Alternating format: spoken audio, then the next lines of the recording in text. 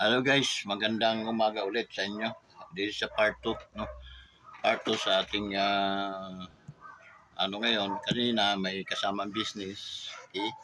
May kasama akong business for about 17 minutes to 18 minutes to 20 minutes, okay? More than. Ay ngayon puro na ito reaction. Okay, magre-reaction tayo sa mga nangyayari. Malamok kasi. Kaya kamot na kamot ako.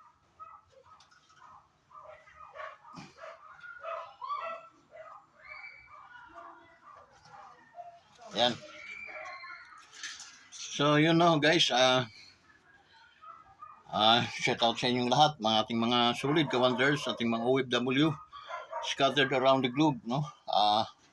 Musta po kayo? Okay? Itong bagong buwan, unang buwan ng ating 2024, okay? I hope na we are all prosperous. Nagkakaroon tayo ng magandang mga pangangatawan at ligtas sa mga pagsubok. Ang aking anuhan ngayon, kung paano ba ang tao, ano ba yung quality ng isang tao pag nakakalimutan mo yung inyong mga nagawa sa inyo ng inyong mga kaibigan. Yung mga nagawa sa inyo ng yung mga kaibigan ng mga kabutihan at ikinabuti sa inyong mga buhay. Okay? Noong kapanahunan na ang Apolacay nga natin ay naka-pressure lang yun siya, no? Pressure. Ilinapit yun kung kailan ka lang sino-sinong mga presidente para at least sumingi ng pentulot na mahihimlay sa libingan ng mga bayani. Dahil karapat-dapat naman. Okay? So, hindi ko alam kung bakit walang nangangahas noong araw, no? Na qualified naman yung ating Apolacay. Qualified na qualified. Hindi pinaglaban ng patayan talaga. Sa totoo lang. Kasi kwalipikado siya eh. Former president. Yung po nakasaad sa ating batas. Okay? Former president. Okay? Former sundalo din siya. Okay? That's why overqualified siya doon sa ilang termino ang Pangulo na naging Pangulo sa ating bansa. Okay?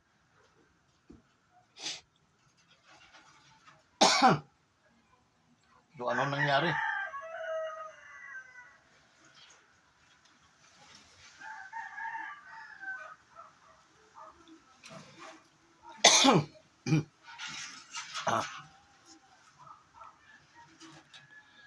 So, lalo na ang mga presidente, walang alam at mga kalaban sa kaya lalong malabo. Walang approval na mangyayari. Walang support sa Senado at saka sa Kongreso. Kailangan kasi yan ay mayroong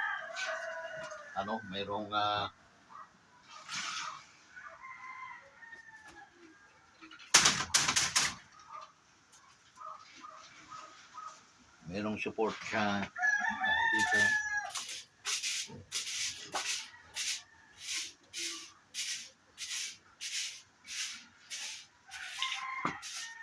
Dali guys. Kalat ang ating phosphorus.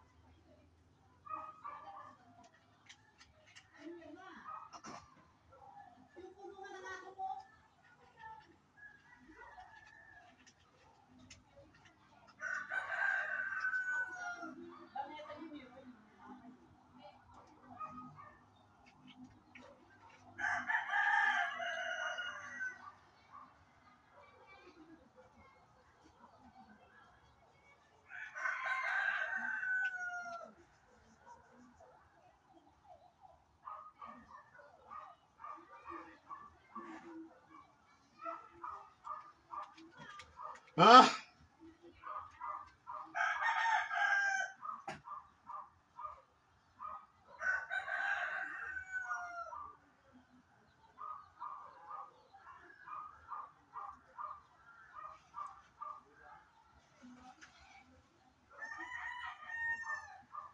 Ah!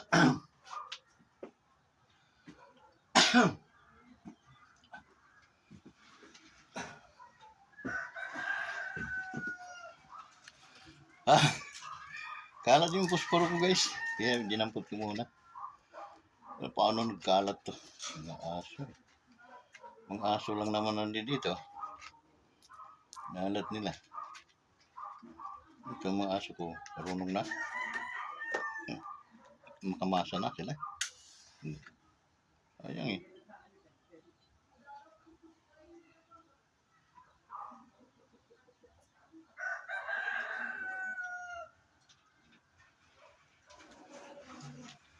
So, nasa na tayo?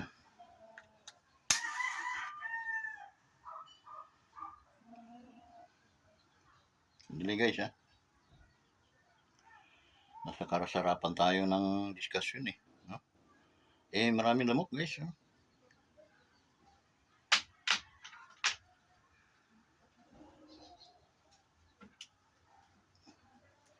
Naawa ko sa aking mga asong askaw. Yeah. Yan guys na. Natin. Hindi, wala talagang nangahas. Pare palibing, ang si Madam, First Lady, former First Lady Imelda Marcos, is, siyempre, iniisip ni Madam na dapat ito ay asawa ko ay mailibing. Okay? Ngunit, wala pong kakayahan, wala po talagang naglakas ang loob na, yung baka pa natin, no? Takot sila. Now come 2016 election, during Pangulong Duterte, in-interview si Pangulo. Alam mo, yung Pangulong hindi plastic, Pangulong makatao, Pangulong maka-Pilipino, hindi nagatubiling magsalita. Okay? Palibing natin yan. He has the right. May karapatan yan. According sa batas natin. Batas sa pairali natin. No? Pag nanalo, palibing natin yan. Nagdilang anghel. Nanalo. Oh, tumatik. Matik yan. Palibing. Now, yung pangangamba na ang isang dating pangulong, isang pangulong napaka-brilliant na tao ay hindi maililibing sa libingan ng mga bayani. Para lang ordinaryong hayop na namatay ang ng mga taong kontra. Okay? At hindi ipinalilibing sa libingan ng mga bayani. Okay? Pero kung babasahin mo yung batas, malinaw yung sinabi ng batas. Okay? Tinuldukan yan ng isang magiting din na Pangulo. How many president na dumaan before si Presidente Mio Digong? Marami. Okay? Pero walang nangyari. Now,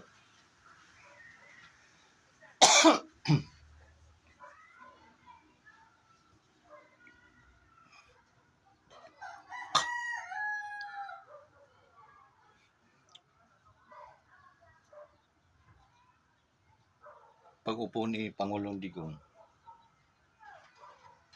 libing. Diba? Sino na lang ang Marcos? Si Amy, si Madam former First Lady, si Amy, ito si BBM, at isa pang kapatid ata nila, babae. Ano kaya expression nila? Hanggang tinga ang mga ngiti nila. Dahil natuldukan na yung kanilang problemang ang tagal nang hindi masolusyonan.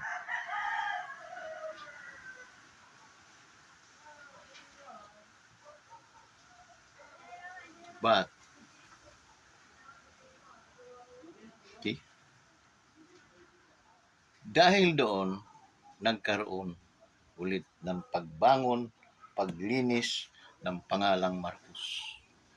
Dahil hindi naman totoo yung mga pinagsasabi. Puro paninira lamang. Okay.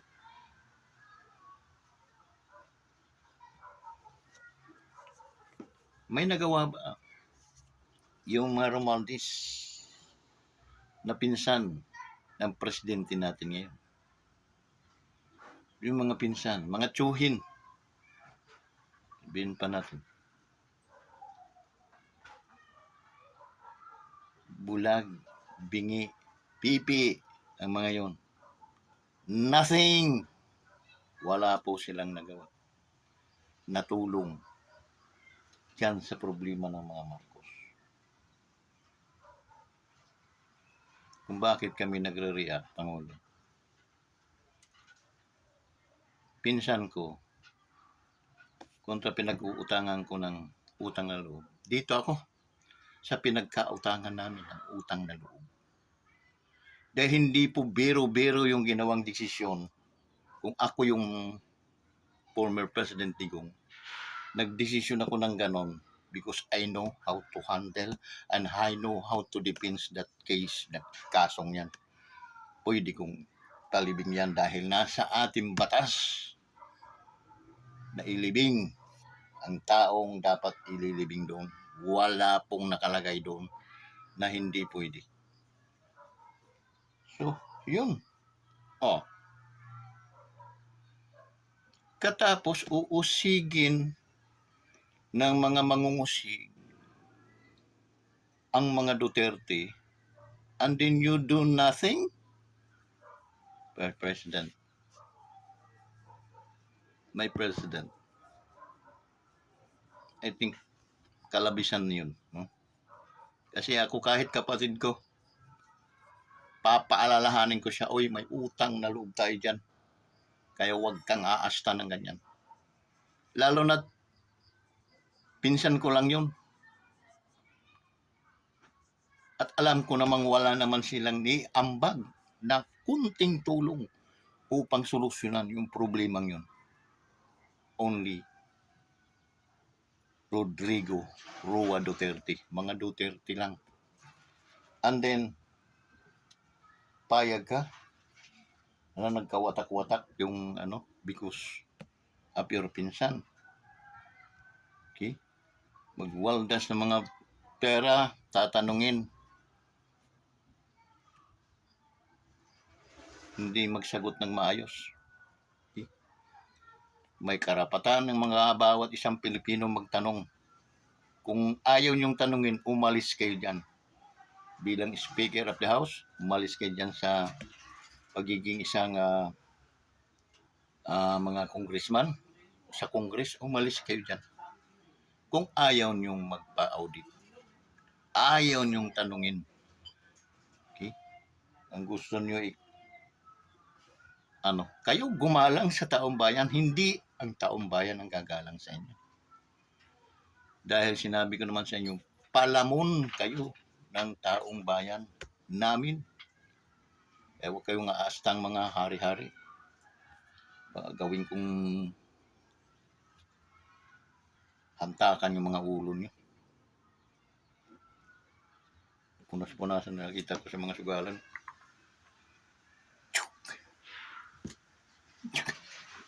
Tatlong, tatlong benching ko ng mga malalaki nung araw.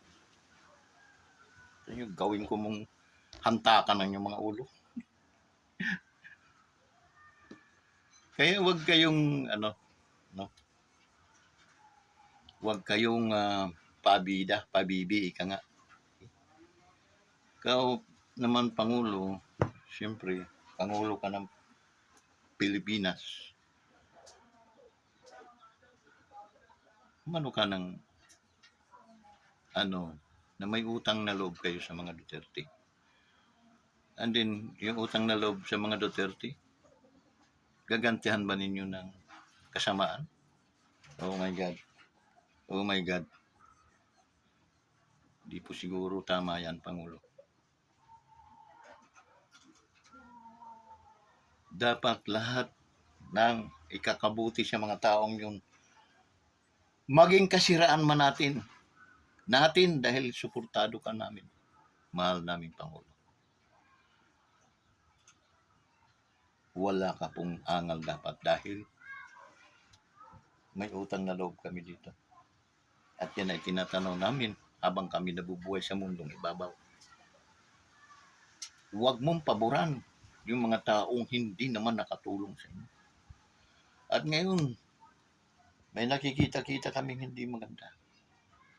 Yung mga dilawan ng mga tao ay linalagay mo ngayon sa yung mga taong nakangiwi pag naririnig yung pangalang Marcos, pilidong Marcos. Ngayon ay ano bang kalokohan yun? Yun ay katangahan na ata yan Okay? Dahil hindi mo po mapapaligaya ang mga taong mga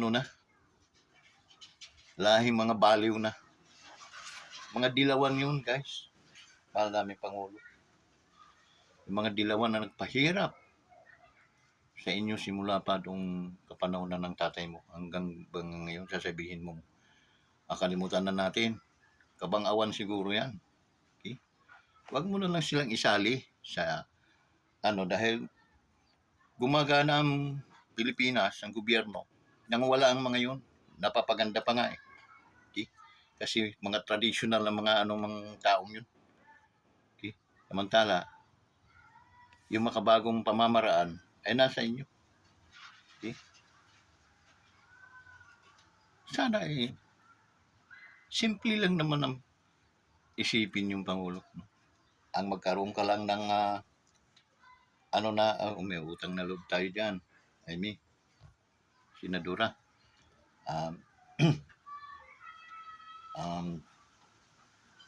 Sana nga sila yung ating mga sila yung ating mga advisor dahil maganda naman yung ipinakita nilang sa ating bansa.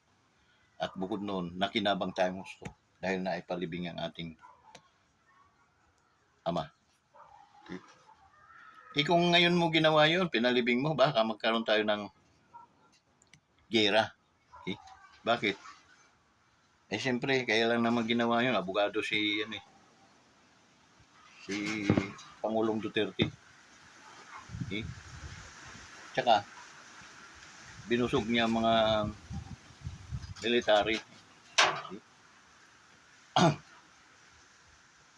In-address muna niya yung problema ng mga military police bago niya gawin yun. So yun. Dapat Pangulo ay maging isa kang top of the line na klaseng leader. Huwag kang padidikta sa mga taong wala namang kakwinta-kwinta. Inisip mong mas matalino ka, kairalin mo yung operation, yung pagiging liderato. Dahil ikaw ay isang matalinong tao. Angkan ka ng Marcos, mayroong taglay na katalinuhan. Kaya ka nga namin binoto dahil ikaw ay may dugong Marcos.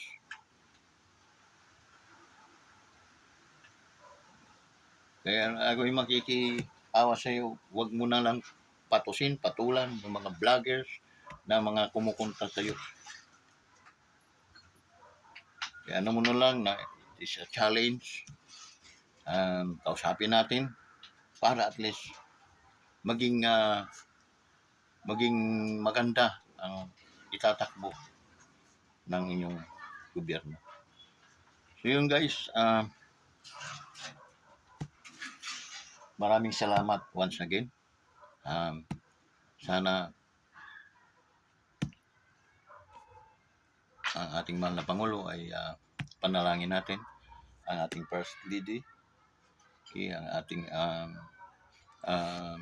gobyerno, Vice President, Inday, no? Panalangin natin sila na magkaroon ng unity, karoon ng pagkilos ang banal na Espiritu Santo sa kanilang mga buhay upang maturuan ng tama ang bawat isa, liderato sa ating gobyerno. Yung mga tao naman na walang humpay na gustong manira sa ating gobyerno, sana yun ang pagdiskitahan ng gobyerno at ipagkukulong ang mga yan. Okay? Pagkukulong ang mga yan dahil sila yung mga traitor, sila yung mga enemy of the state. Okay? So, halata kahit nakapikit ka mag-imbestiga, maano mo. So hanggang dito na lang guys, maraming salamat at naway ang mga hindi pa nag-subscribe guys, mga supporter ng ating Pangulo, supporter ni Vice Inday, supporter ng ating former President Rodrigo Digong, please, ito na yung pagkakataon na ako'y humihingi na sa inyo ng tulong para at least maka-penetrate naman tong Wonders Motovlog TV, magkaroon ng mga financial restoration, magkaroon din tayo ng mga tulong na sufficient enough naman yung ating gobyerno, pero may mga pagkakataon na may mga taong nangangailangan immediately na hindi natutugunan agad ng gobyerno. So isa tayo doon guys na tutulong. So maraming salamat. Just pray for us na umunlad tong ating YouTube channel, magkaroon to ng kasi nasa almost 600 pa lang. So sana wag po ninyong panghinayangan na dahil ito lang yung vlogger na balansi. Wala pa akong ginagawang mga pag-vlog na makakasira sa bawat isa, kundi balansi po tayo. Wala po tayong inanuhan, although ang ating presidente ay talagang supporter niya tayo, okay? Pero hindi lang doon, supporter din tayo ng ating Vice President, supporter din tayo ng ating former Mayor Digong.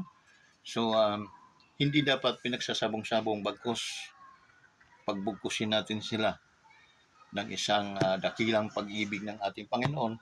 In John chapter 3 verse 16, it says that for God so loved the world that He gave His Son because of you, because of us, that whosoever believe on Him should not perish but have an everlasting life. Okay? For God so loved the world that He gave His only Son, that whosoever believe on Him should not perish but have an everlasting life. Okay? So, yun guys, maraming salamat sa suporta. Kung mayroon naman kayong mga extra mga financial na espiritu guys, pwede po nyo i-support yun sa ating YouTube channel. Marami po tayong dapat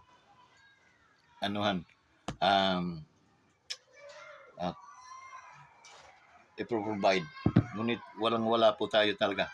That's why ito yung itsura ng ating kubo.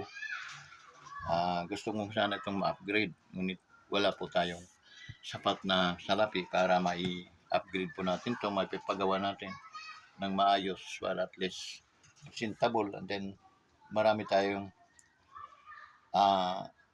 magamit as meetingan ng mga members ng supporters ng BBM, supporters ni Inday, at supporters ng ating Pangulo. Hindi po ako magsasabong-sabong sa inyo. Okay?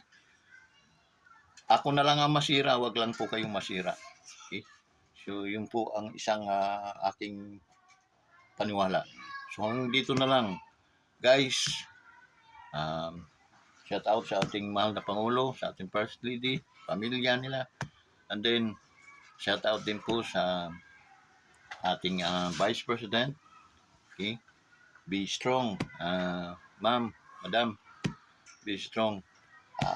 Shout out din sa ating mahal na dating Pangulo, Mayor Digong.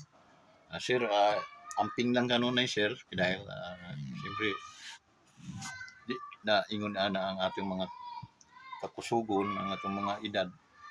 So, mag-amping na lang kanunay, sir. Okay? Sana hoping na God will